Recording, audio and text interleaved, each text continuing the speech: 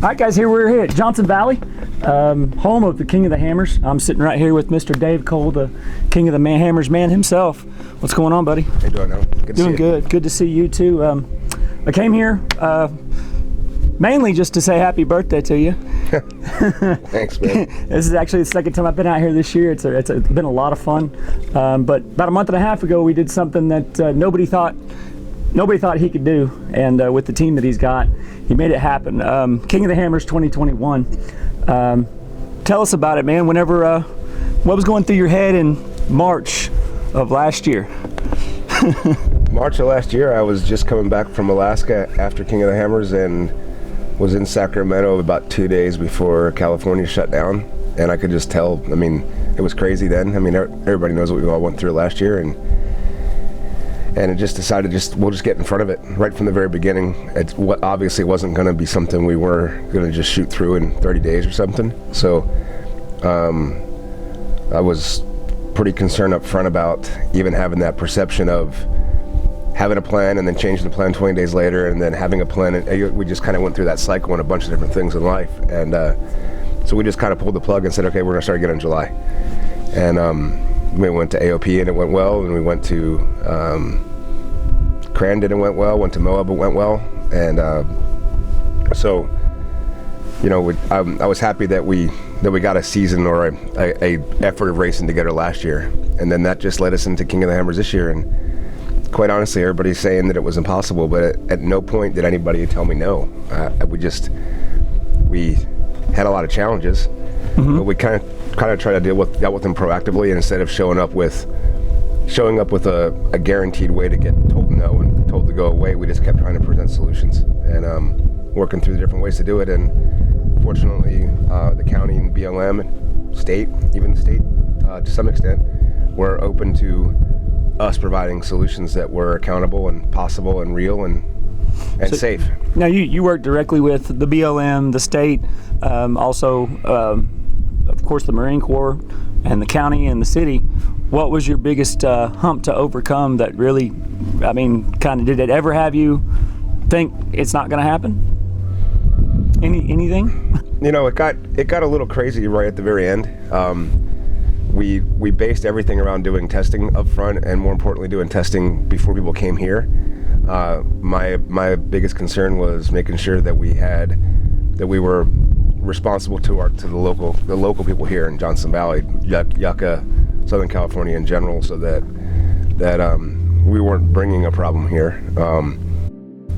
So that was a big part of it, was trying to get people tested at home, but that turned out to be substantially difficult. The tests weren't necessarily everything they were supposed to be.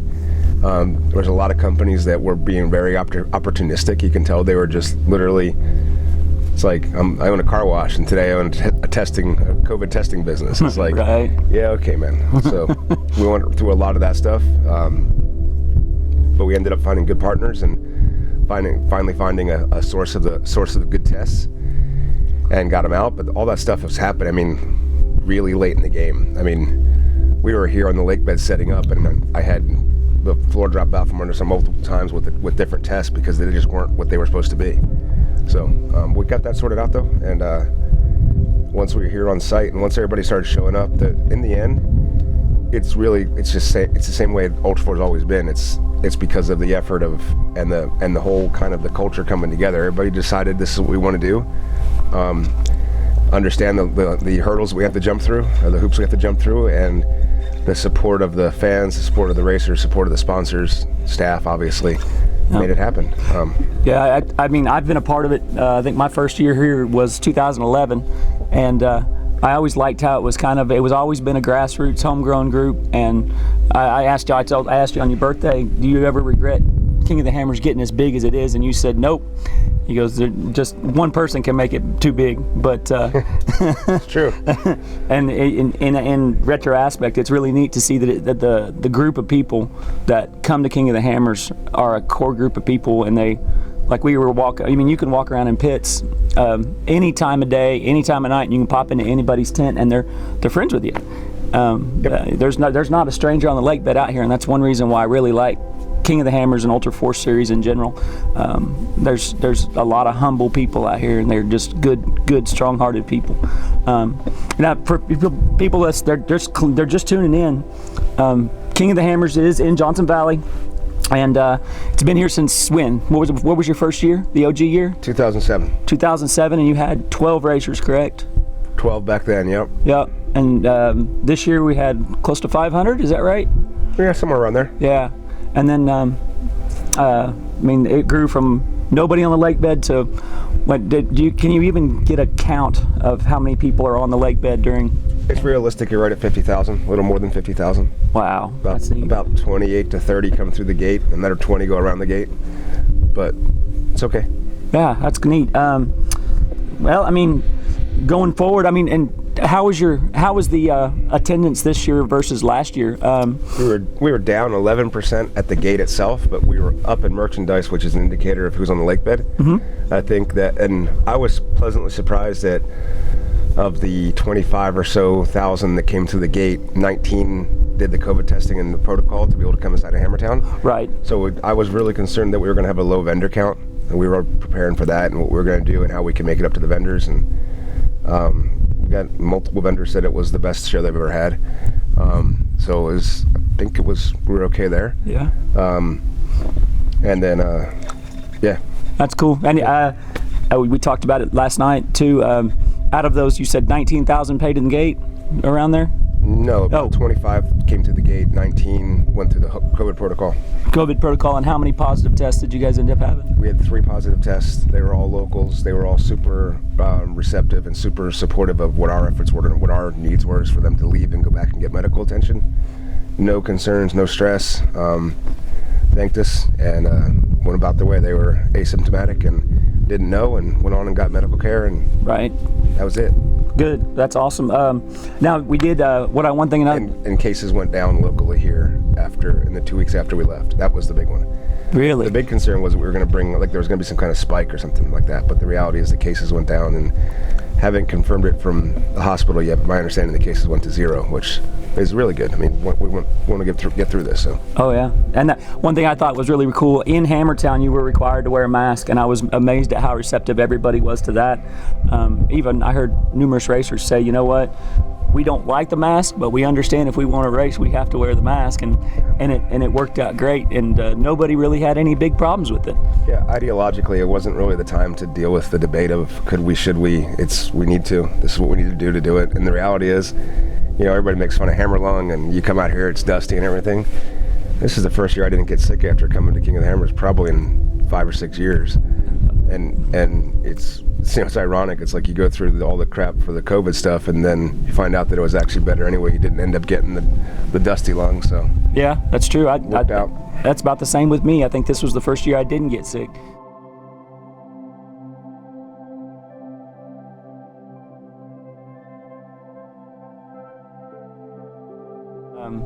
From what I saw, it was a very smooth, great race. It was probably one of the best years I've been here. With the schedule changing up a little bit, and the desert racing going to the beginning of the week, and bringing UTVs back into the middle of the week, it kind of reset how the schedule was, and I think it kind of gave people a more relaxed time out here. It was less kind of like ramping up and then slowing down, and ramping up and slowing down. It was, people knew when they needed to compete, and they went out and did a great job. Thought the course was great. Thought the racers handled it perfectly. And we had a couple close calls. We had some closer calls than I would have liked on the race course as well. But fortunately, everybody came out of that as well. So it was a good year. It was a very good year. Going forward, then in this year, we're kind of still on the Corona path. It's getting better, but what are your plans for this future season? Sure, we're heading to Moab here at the end of the week.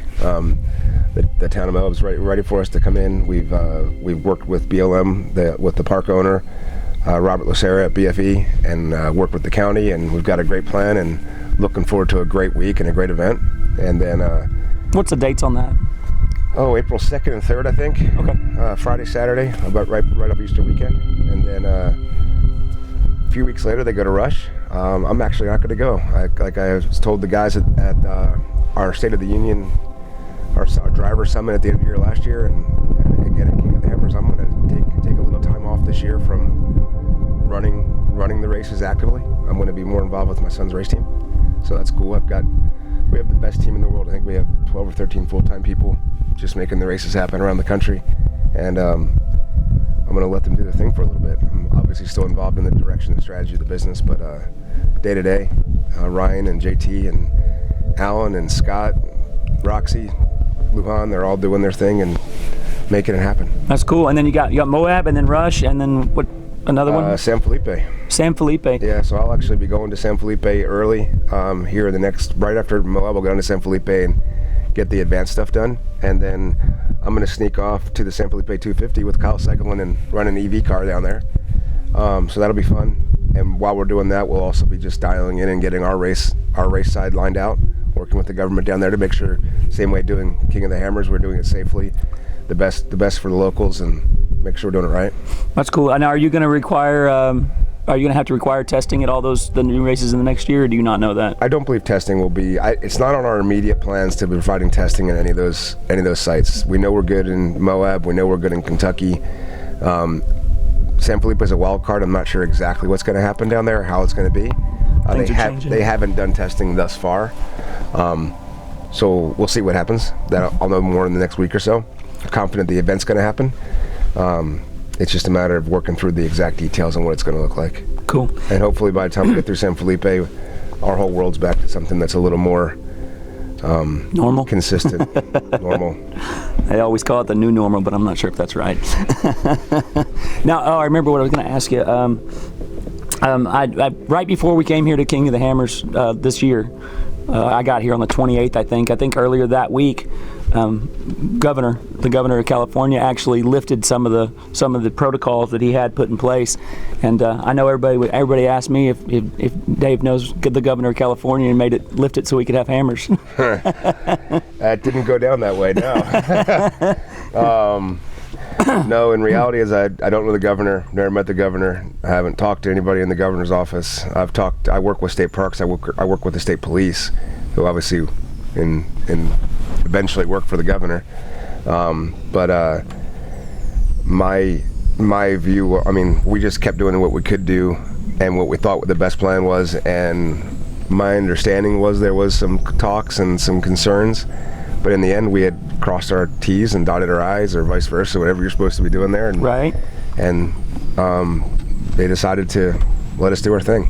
Cool. It was a great time. I enjoyed it. Probably one of my favorite King of the Hammers that I've ever been to. I may have been because of my setup, the way I set up this year, it worked out great.